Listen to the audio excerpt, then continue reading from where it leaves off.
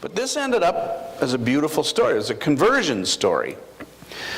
And we like conversion stories where people's lives are transformed. And we like these stories, whether they're in the Bible or whether they're in lives of people that we know.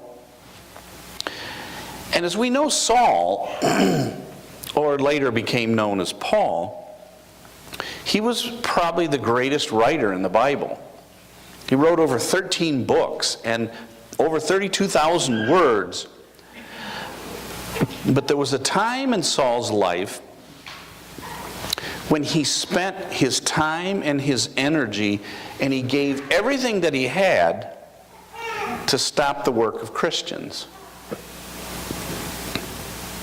I think if he would have written another book or an autobiography, he could have easily titled it My Other Life, because he did have a whole separate life. We know that Jesus walked on the earth for some 30 years, and we know he suffered on a cross and he rose from the dead on Easter morning, and then 40 days after that, Jesus ascends into heaven. And in doing so, as these followers, these disciples were coming behind him, as Jesus is going up into heaven, an angel said, "What are you looking at?" And I'm sure it was amazing for him to ascend into heaven, but the angel caught them in this gaze, just staring up into heaven. And the angel said, "Go. It's now your turn." And they're probably remembering to themselves what Jesus said to them just prior to that when he said, "Go and make disciples." And Jesus had already told them, and this is a part that we still don't really get today, but Jesus told them that they would be doing greater things than even he would do.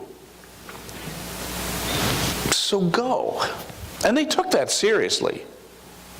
Christianity was out. It was on the loose. Something was happening. How could it not? When a man had been killed and rose from the dead 3 days later. So it was exciting times at first.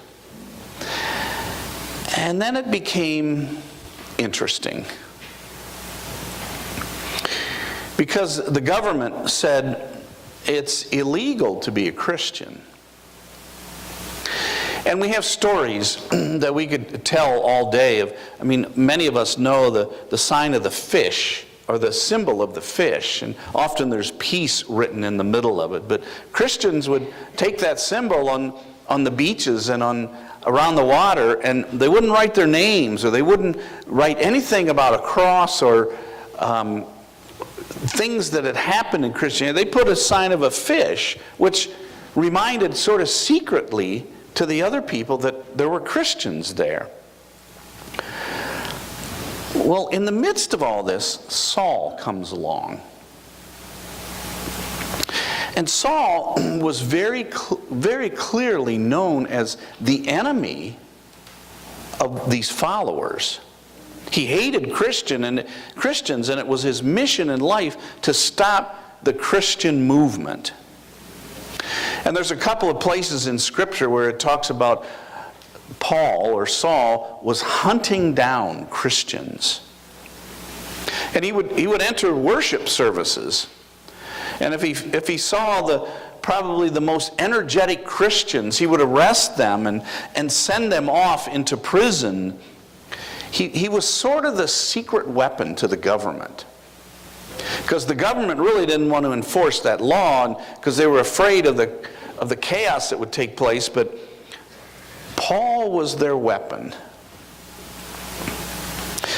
So it was a mess for Christianity. So let me just read to you a couple of parts of the Scripture that talk a little bit more about Paul's life. This is in the 8th chapter. It says, Paul began to destroy the church. Going from house to house, he dragged off men and women and put them into prison. And then right soon after that, which is right before our scripture lesson for this morning, it says, Saul was still breathing threats out still breathing murderous threats against the Lord's disciples, he went to the high priest and asked him for letters to the synagogues, search warrants, so that if he found any there who belonged to the way, whether men or women, he might take them prisoners into Jerusalem. And then, as I mentioned last week, John talked about Stephen being stoned. And I found a clip that I was going to show you that really explained the story, but it was just too graphic. Where hundreds of people were throwing stones at Stephen. And as all this was going on, it seemed like a little riot started taking place, and people were yelling. And now comes Saul. Listen to what it says. It says, they dragged him out of the city, Stephen, and they began to stone him. Meanwhile, the witnesses laid their clothes at the feet of a young man named Saul. So you get a little glimpse of what his former life was about. And in this situation, I think we all know people like this example, where they're really intense into accomplishing something sort of behind the scenes. They're not going to get involved out in front. They're scared of doing that, so they kind of stand behind the scenes and help out in any way that they could. And for Paul, he's standing there as they're throwing rocks and saying, can I take your garment? Can I take your clothes so you can throw better? It was then, from heaven, Jesus showed up. And we all know what can happen when Jesus shows up. And Paul's on his way to this town called Damascus because he heard that Christianity, there was a group of Christians that were starting to grow faster and faster, and the word was spreading there. So he was there to arrest some of the Christians, and on his way, Jesus showed up. And Jesus said, Saul, Saul, why are you persecuting me? And this story, if you read it, it's a short story. It's very small.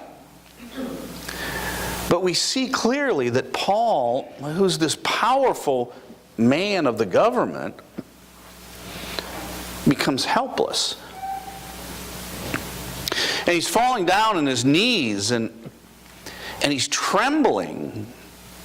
And his eyes were open, but he was still blind. And he said, what do you want me to do?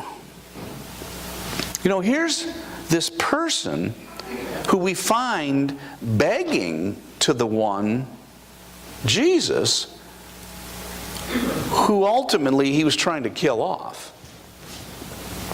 So Jesus told him, go on, continue on, go to Damascus. And for 3 days, and that's significant, 3 days he was blind. But here comes now the key to the story. And it doesn't have to do with Saul.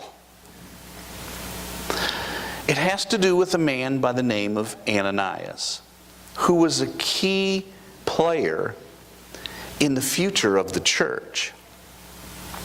We don't know much about Ananias. Not a whole lot's written about him. Matter of fact, scholars argue back and forth about who he was and what he ended up doing later. But we do know that he obeys God. And he lays his hands on Saul, as God said, and he heals him.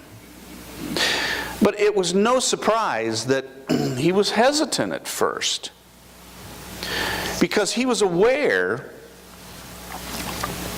that this man was evil against the followers of Christ. And I'm sure he's thinking to himself, You sure you have the right man you want me to go and talk to? But he went anyway, in spite of his hesitation. And he went and healed Saul. And it became this turning point in the church. And I believe this story, this incident, if you were to rate Bible stories, this would be in the top 5. And I would think the creation story would be one of those. When God saved his people from Egypt would be another. Jesus' birth, Jesus' death and resurrection. This would be right up there. Because it changed the course of who we are and the church. Here was this man who was persecuting and destroying the church. He was known as the #1 enemy of the followers of Jesus. And he was a person that was so bad that people were thinking or tempted to think that God's kind of let him go. God gave up on him. And he was dragging people off to prison. He was obsessed with keeping the church from growing. He even was an accomplice at Stephen's death. But God had something in mind for him through Ananias. And so Ananias, he goes to Saul and he said 2 words to him at the beginning. 2 words. Brother Saul. And I remember some years ago doing some prison ministry, and some of you may remember the workhouse that used to be in White House. I think it's torn down now. But before I started going into the prisons, they had like 2 Saturdays of training people. So I went to the training session, and I was a little nervous about what would be in there and what would be the vision and the purpose there. But I remember going on this training session, and it was the man who trained us had been in prison some time ago in his life, and he'd been doing this training for about 30 years. And he said, when you go into the prison, you'll be safe if you say, brother. Brother John, or Brother Jason. Because it kind of brought you together. Whether you're inside the prison or outside the prison. And in this case, Ananias said, Brother Saul. And it's certainly a different greeting than what Jesus said to him on the way to Damascus when Jesus said, Saul, Saul, why do you persecute me? But 2 of the most amazing words are Brother Saul. And then he said, Jesus saw you on the road and sent me to give you back your sight. And Ananias was the turning point in the story of Saul's life. Now, those of you who have known me long enough probably know where I'm going with this story.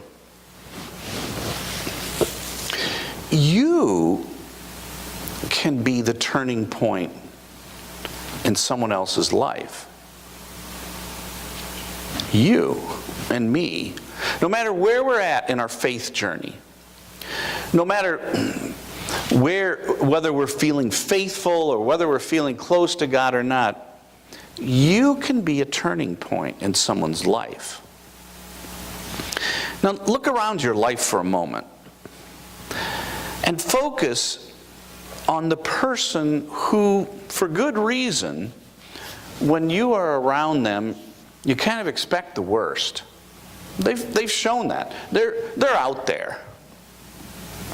And you could maybe even be tempted to say, God's given up on them, or it's not worth my time there to go. Well, that's who Saul was. And at first, Ananias wasn't going to go to him. I'm not going to put myself through that. Until the Lord said to him these simple words. He is a chosen instrument of mine to carry my name before the Gentiles and the kings and the children of God. I've got a purpose for him.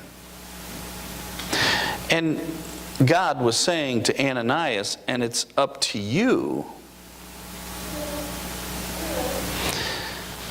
That kind of puts a little bit different twist on those people that we have in our minds. How different would it look if God told you to go to someone, even if you didn't want to go, and even if you just thought it was kind of hopeless? How different it would be if God said, I have chosen him or her as an instrument.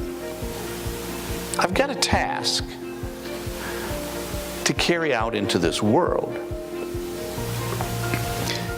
You could be the turning point in someone's life. And the more I read this story, the more I begin to think that it wasn't really a story of the conversion of Saul, but it was a story of who God can use to change people's lives. People like you and me.